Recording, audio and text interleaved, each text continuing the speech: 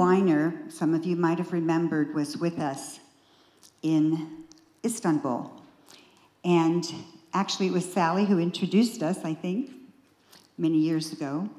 And it's Edie's son, Jared, and daughter-in-law, Erica, who've also been with us.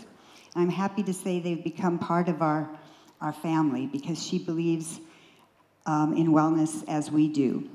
But she is really a strategic futurist. That is her role. She has spoken all over the world. And I'm delighted because she gets us thinking. She even, the title of her words for us is Fast Forward to Fast Forward. And I think you'll find what she has to say quite profound and absolutely perfect to end our summit. So, Edie, please come up and take us to the end.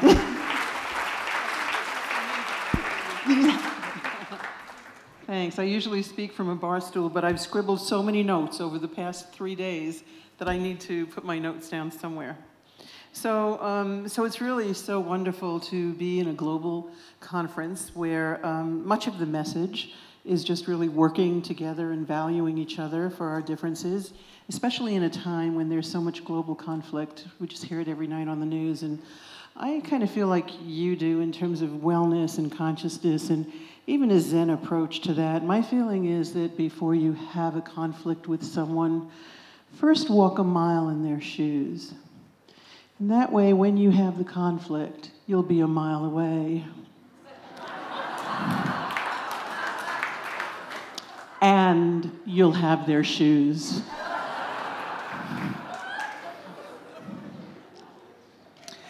So what's the biggest problem that we have as an industry, or that any industry has, or that any profession has? It's something that in our shop we call educated incapacity. And that just very simply means knowing so much about what you know that you're the last to be able to see the future for it differently. And that's not a condemnation of you or anybody. That's just human nature. It's why we wouldn't go to retailers to find out about the future of retail. It's why we wouldn't go to bankers to find out about the future of finance. We wouldn't go to doctors to find out about the future of medicine.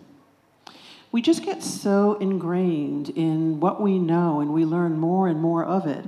And the more educated we become, the more incapacitated we become when it comes to seeing how the future might be different.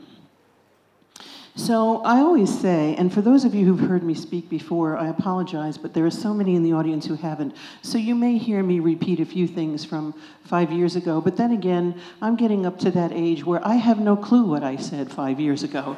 So it's new to me too. But it occurs to us that the only living creatures that exist that don't suffer from the same educated incapacity that we do are children and aliens from another planet. And so it frequently becomes our job to help people see through the eyes of an alien, new, for the very first time, as if they've never been here before. And I just made a list of a few things that are going to affect the future of your business significantly, that you may not be seeing, but an alien would see right away if it came down and lived in the spa and wellness world today. First, I'm going to ask you to picture in your mind's eye currency, money, payment. Picture that in your mind's eye, and for the most part, what you're seeing is probably government-issued money, or maybe equities, or maybe whatever it is that you think of as official money or currency. And then some of you might be saying, oh, well, now there are cryptocurrencies like Bitcoin. About 8 years ago, The Economist said that the currency that was in greatest circulation on a daily basis in the world, behind the dollar, was reward points. Reward points. They are completely liquid in the global economy. You can buy them, you can trade them, and there isn't anything you can't buy today with reward points. They are a complete number of several different, many different global currencies around the world. And China said a few years back that the currency it was most worried about was virtual currency.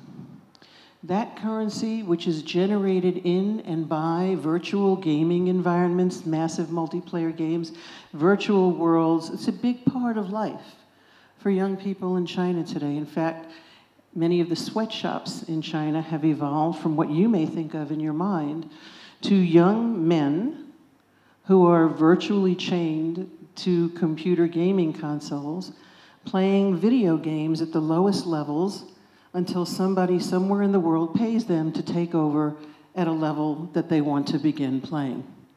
So imagine the sweatshop is playing video games at the boring lower levels. It's a different world today.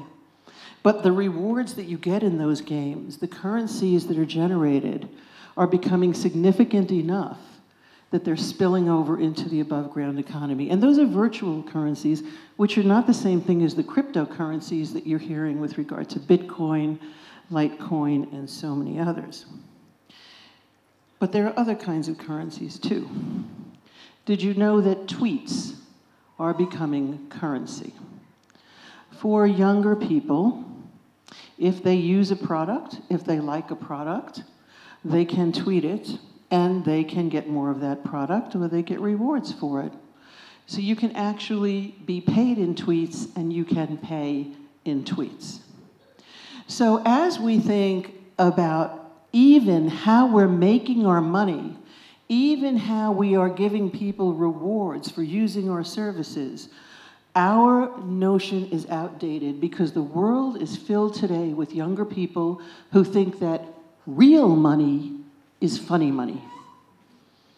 That all money is monopoly money, that nations have debts, individuals have debts, they're never going to pay them off, so what's the point? There is no such thing as money being backed by anything. Anything is money, anything is payment, as long as it works as a medium of exchange. Now that's really interesting, because that can certainly change business models. If we take the wellness or healthcare system as a whole, and we understand that there are so many parts and so much money moving through it, with so many vested interests in so many arenas and environments, the possibilities of taking some of that and moving it elsewhere in different forms of currency starts to become a little bit interesting. How do we gamify wellness? How do we start taking the idea of wellness and maybe creating the virtual spa, playing the game, leveling up, getting points, and achieving things with a brand? It's a different world. It's a completely different world. Let me ask you to picture in your mind's eye energy. Where do we get energy from? What are the sources of energy? If we had to name the sources of energy, what might they be? Well, most of you probably, even though you've heard a few other discussions over the past couple of days, would still think about the major sources of energy being fossil fuels, wind, solar, perhaps, geothermal. The fact of the matter is that energy is everywhere and in everything. There is nothing solid in the universe. Nothing. Everything at its quantum level and below is made up of energy. And there is absolutely no reason why our heartbeats can't power our mobile devices, while walking through the lobbies of large buildings couldn't power the light in those buildings. Why, even not too long into the future, the energy from our own thoughts in our own mind could power devices that help us become well or do work. If I ask you to picture nutrition in your mind's eye, what are you picturing? Most of you are picturing healthy food or food. But the fact of the matter is that food and nutrition are two different things. There are a lot of foods that are not nutritious. In fact, they're harmful for you, and they subtract from your nutrition. And there are a lot of sources of nutrition that have nothing to do with food as we know it. For example, the sun. In fact, it's thought that in many parts of the world, the problem is not malnutrition, it's mallumination. That people are not eating foods that reflect the colors of the rainbow naturally. And that's why you hear people say, eat the rainbow.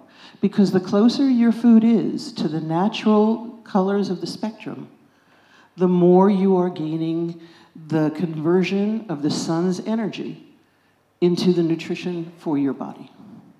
So food and nutrition are not the same thing. Luxury. I know I did talk about this last time because some of you reminded me that I did, but I think it's worth talking about again. When we think about luxury, we have to start thinking about what are we talking about here, and a lot of people think we're talking about things that are high-priced. But let's go back to the root of the definition of luxury. What is it? It's that which is much wanted, but in short supply. If I were to ask you right now, what is it that is much wanted, but in short supply, what would your answer to me be? Sleep. Time is the number one answer that everybody gives. Time, time, time. If time is truly the new luxury, then let's start thinking about how wrong spa and hotel wellness is. Because when I travel, I usually travel because I have to be somewhere between the hours of 9 and 5 or 6. So I usually get there the night before, and I usually have to be out of my room by 8 or so to get to where I'm going. If I really want a spa treatment, the spa is closed. It doesn't open until 8 or 9, and it closes at 8 o'clock at night. Excuse me? Excuse me? Time is my luxury. If I want you 11 o'clock at night so I get a good night's sleep, you're not there for me. Because you have never looked at the value proposition of time. And yet it is the value proposition for all of us as we move through the next decade. I've heard a lot about the new generations coming along, and I'm going to talk a little bit about that because we've developed 2 papers that we're going to do work with our clients on next week when we get back to New York. But before I go there to the youngest 2 generations that we're looking at, I want to stick with the baby boomers for a moment and older. The world is aging. The industrial world is aging significantly. About 12 years ago, Italy became the first country ever in global history to have more people over the age of 60 than under the age of 20. Never existed before in the world, and it was followed shortly thereafter by Greece, Turkey, Belgium, the Netherlands, Germany. Japan is now the oldest nation on earth. China has the 4 grandparents, 2 parents, 1 child. The only counterbalance to that in the world with youth replacement rates are India, where about 40% of the population is under 17, the Arab Middle East, and sub-Saharan Africa.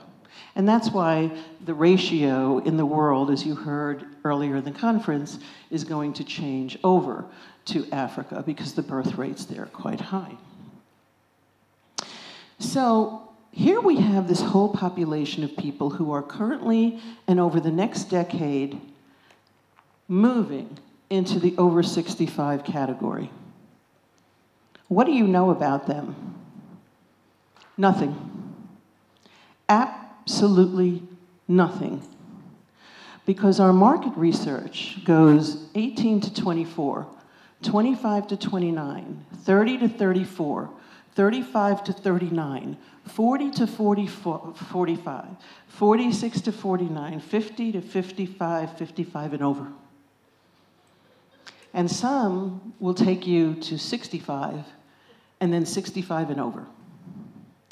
You heard about life extension 2 days ago, yesterday. You know that we are living far longer, and 1 in 9 baby boomers is expected to live to be at least 100 years old. So, we have 35 years lumped into one in our market research, and I, who look pretty good for 83, is lumped together with somebody who has just crossed 100. I resent that. I resent it because psychologically, from 35 to 75, we're the same age.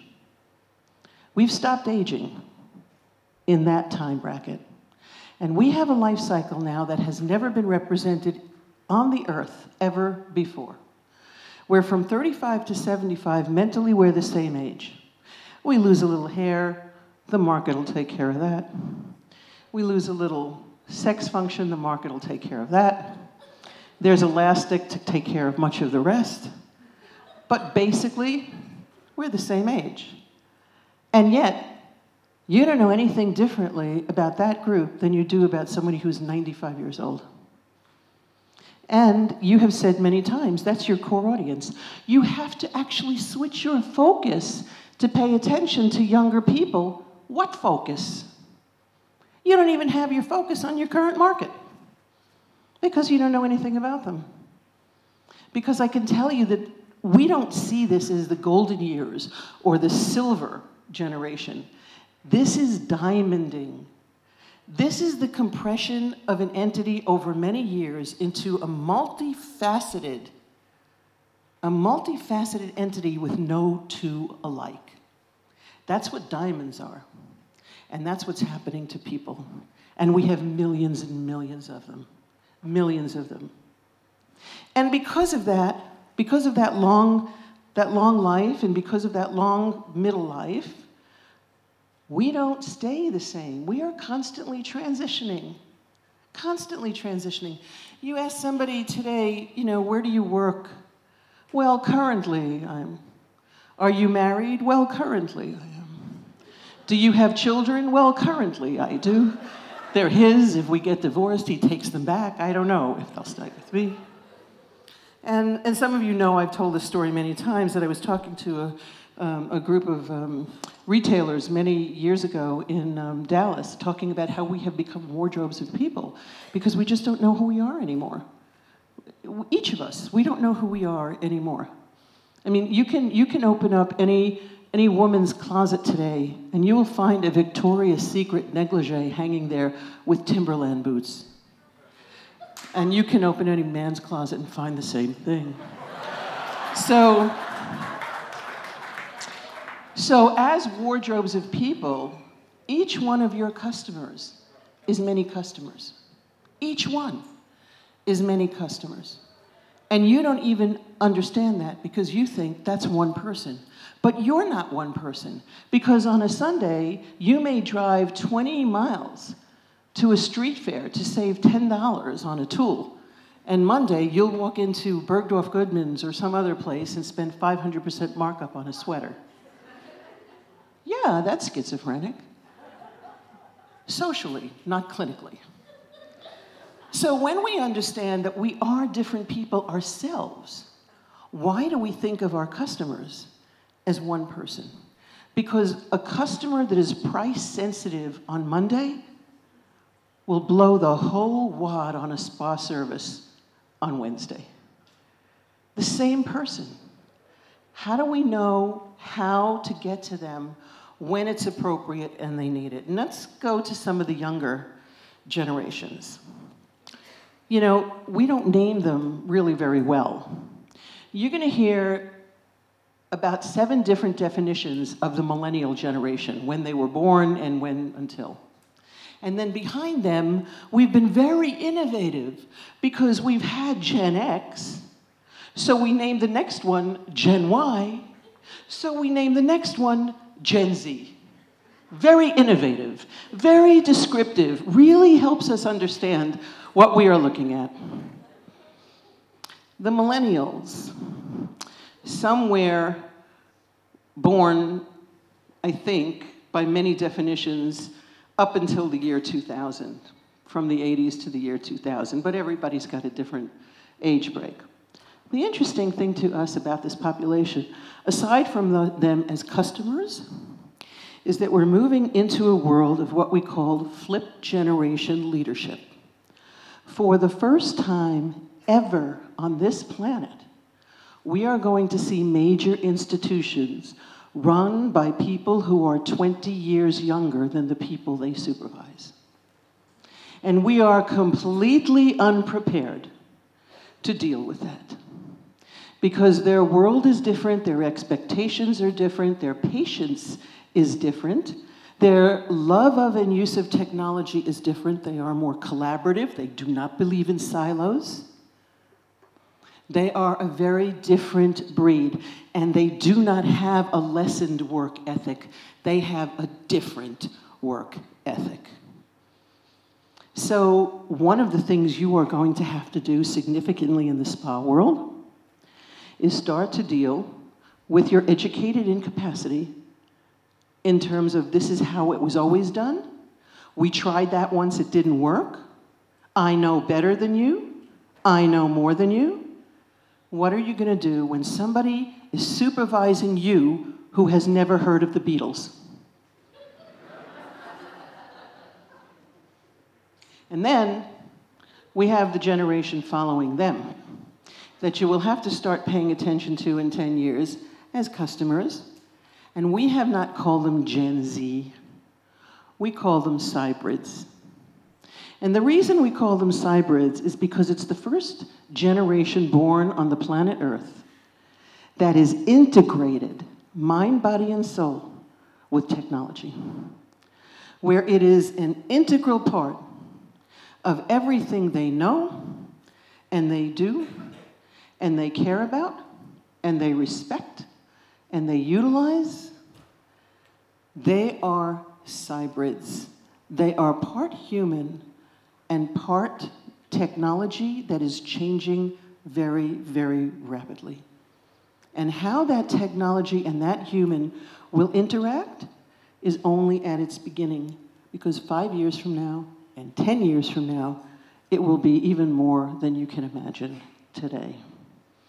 And one of the things that we know from the tail end of the millennials, and as the cybrids emerge, is that we're moving into an economy which is marked by something we call collaborative consumption. Some of you may have heard those words. Mark those in your brain. Collaborative consumption. They are not interested in owning things. They are interested in having access to the benefits of those things. They don't want cars anymore. They can lease cars for long periods of time or for an hour at a time. They can lease jets, they can timeshare. And they are sharing their jobs, and they are sharing just about everything imaginable, including their clothing, their homes, Airbnb. This is about collaborative consumption. And we have to start thinking from a hotel perspective, which is temporary, and a spa perspective, which is temporary. What does collaborative consumption mean in a world where people want access to benefits, but they don't necessarily want to own them? So it leaves us, I'm going to get to later some interesting imaginations, but it does set the groundwork for that. And then, you know, when we think about the possible wonders of the future, there is an acronym I'm going to give you. I may have given it to you 5 years ago, but nobody reminded me of this one. So it was either too difficult and you forgot it, or I didn't go over it. So we're going to go over it again. And the acronym is BANG Fuel. BAANGFUEL.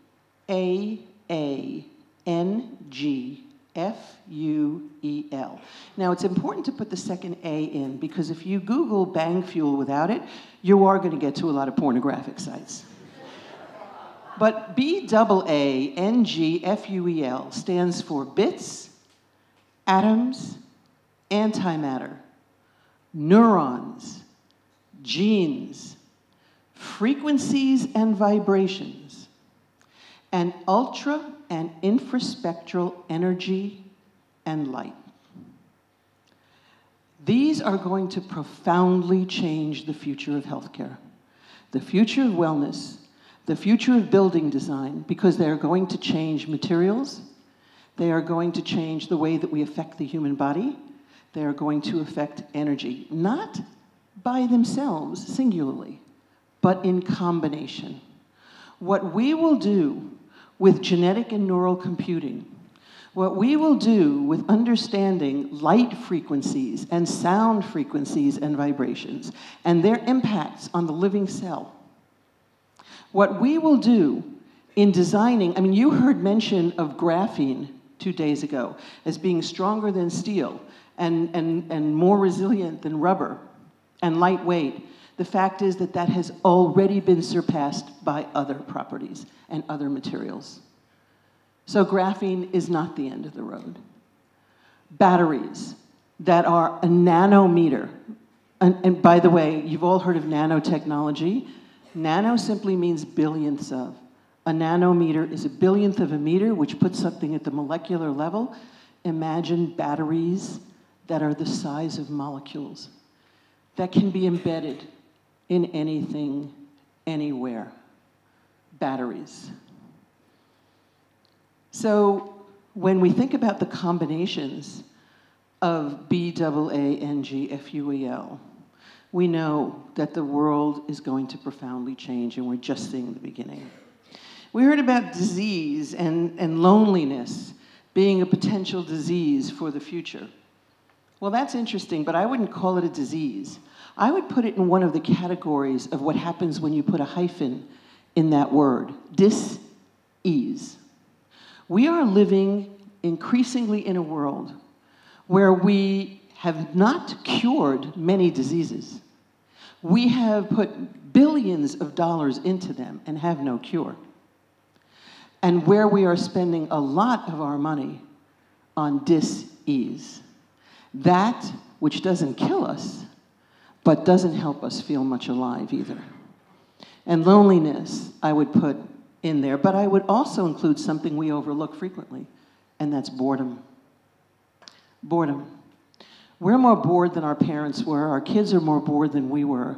The more you can experience in shorter and shorter bursts of time, the more bored you become.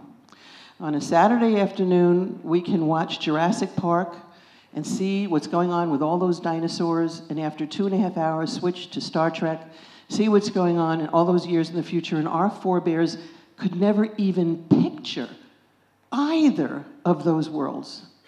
And we can within 5 hours. We can, in a laboratory, create genetic mutations that would take hundreds of thousands of years.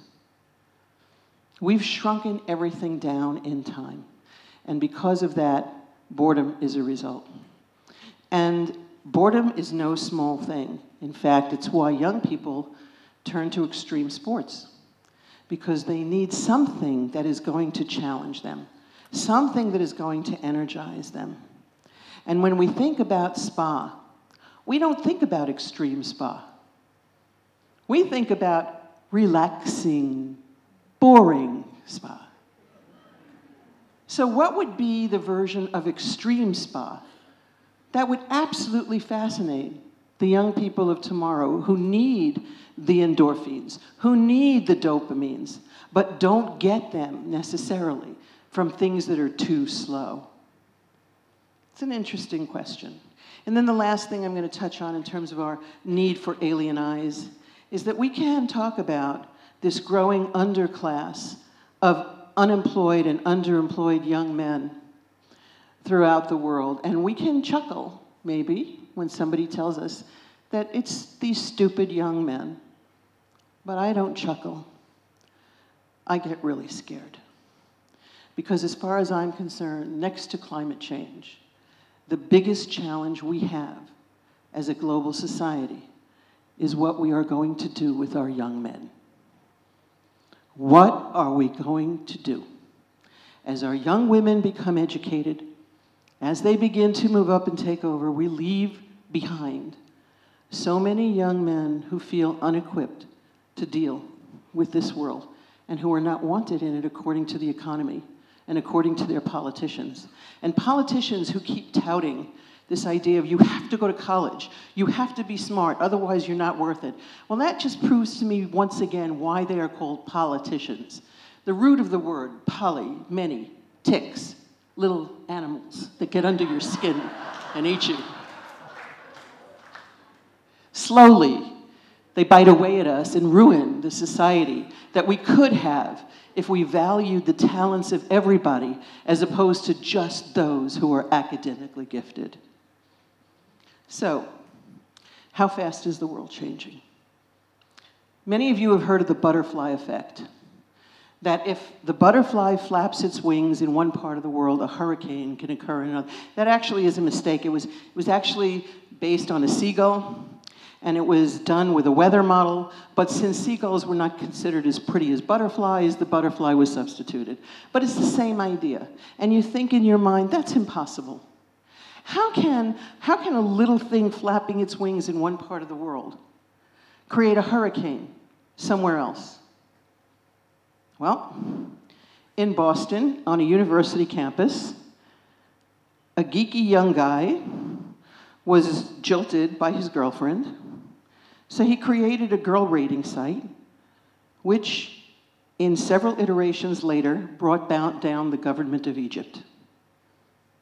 How about a woman in an area of Miami who didn't like the way the ballot was designed, decided to redesign it, and changed the outcome of an entire election and potentially the outcome of the future of the planet with that election, just because she redesigned a ballot in Miami. The butterfly effect is real. And because of the speed of communication and events, it's happening faster and faster. We talk about what we call templosion, the implosion of time into smaller and smaller but magnificent kinds of implications. In Fortune 500 companies may have only a lifespan of 15 years. We're going into a world where the CEOs of the largest companies in the world have only a lifespan in their positions of 6 years, and that's increased by the Chinese companies because they stay longer.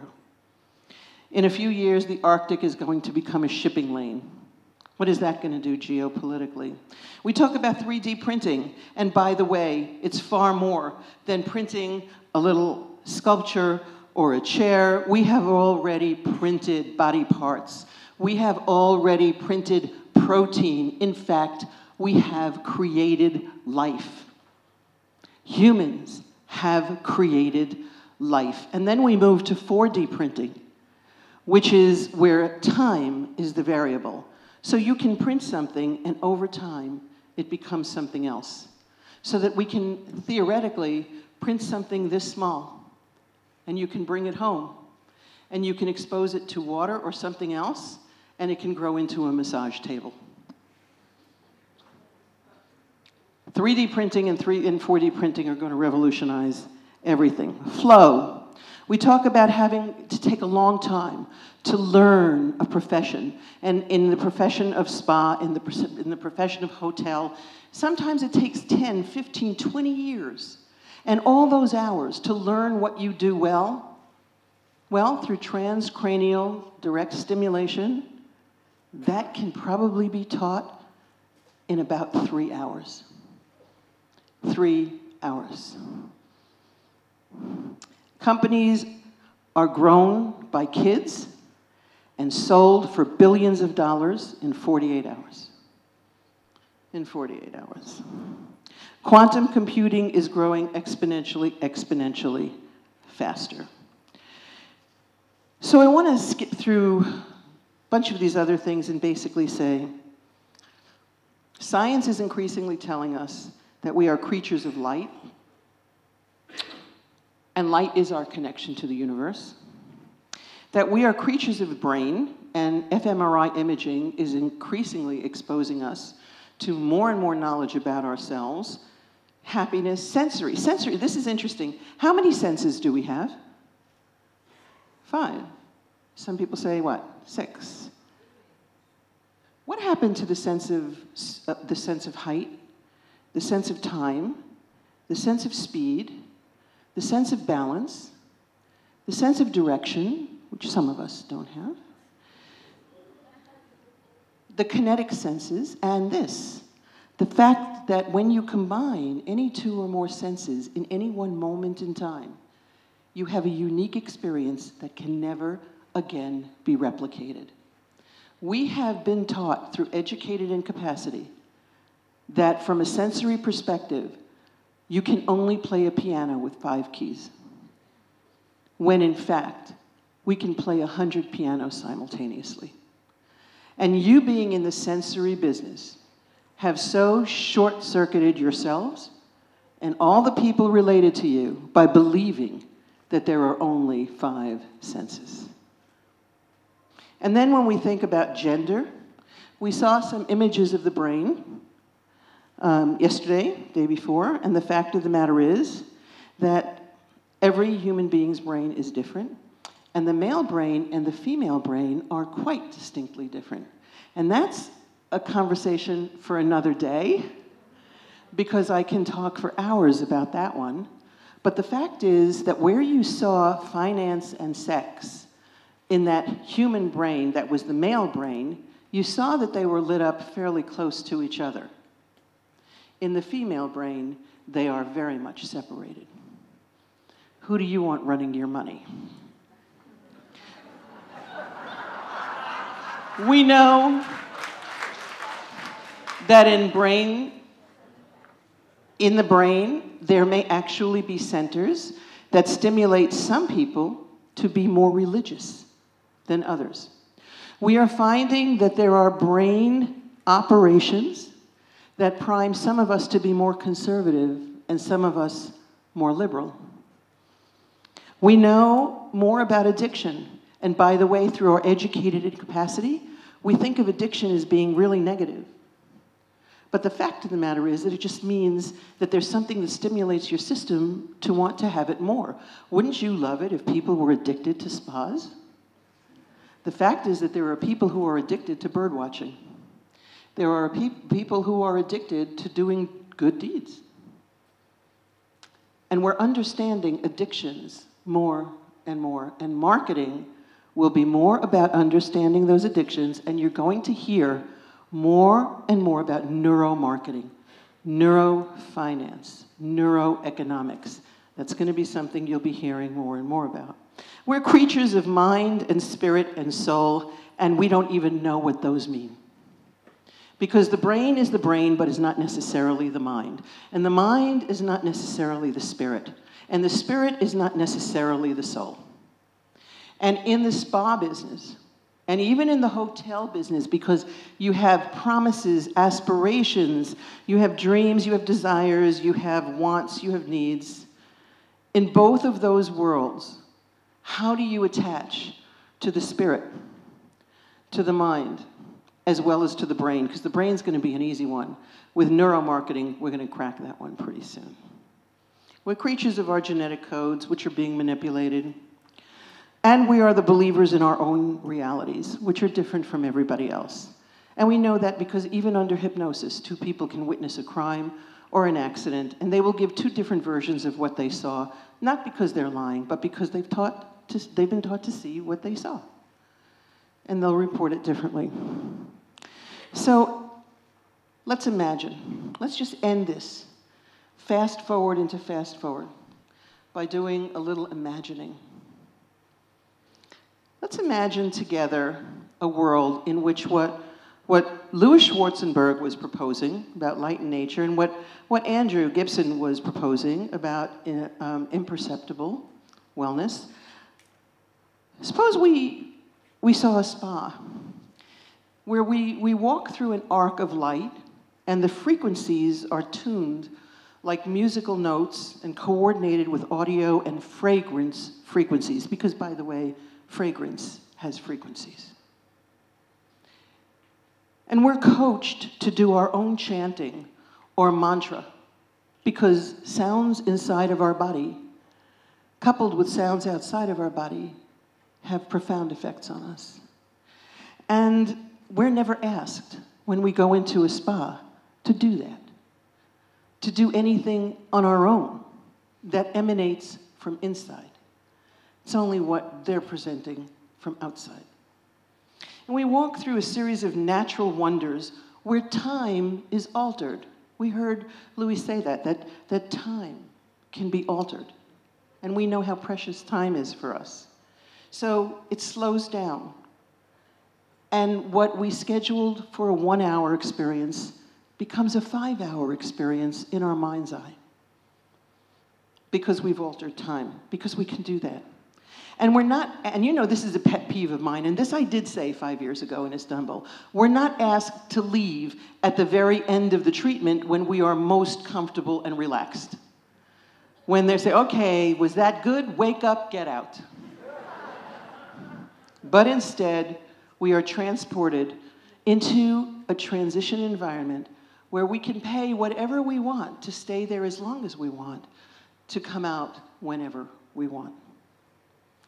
Imagine a world, and I know one place, Saint Aviv, does this, where you don't have to pack anything but a change of underwear.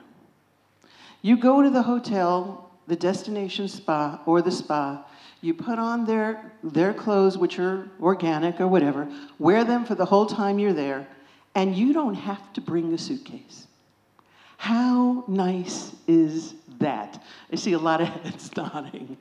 It's a nice proposition. Imagine a world where hotels had spa floors. I mean, we did it with no smoking floors. We do it with concierge floors. Why not spa floors, where I can check into a spa floor and the spa is in my room? It's in my room. And I can get somebody come up to my room and do whatever and have the same experience where the lighting and the fragrances and everything are in the room as opposed to somewhere else. And how about the all-night spa room? I'm seeing people going, oh. How wonderful would that be? Where you fly into a hotel, you're tired, and it's an all-night spa. And you wake up next morning and you just feel great. How about with virtual reality immersion technology? I can bring the spa home with me with a downloaded app. How about we imagine moving from destination to lifestination, where instead of a place we go to once, it's a lifestyle we lead, and we have access to various places during that lifestyle. How about the spa that is the comedy club? Do you know how much humor affects our well-being? Every spa is so serious. Make me laugh. Make me laugh. Imagine what will happen in a world of unemployed and underemployed persons who, in order to find work, will go into micro-jobbing, which is what is happening now. That's how Uber gets its drivers, people who have cars, lease them. They go into micro-jobbing and compete in your industry.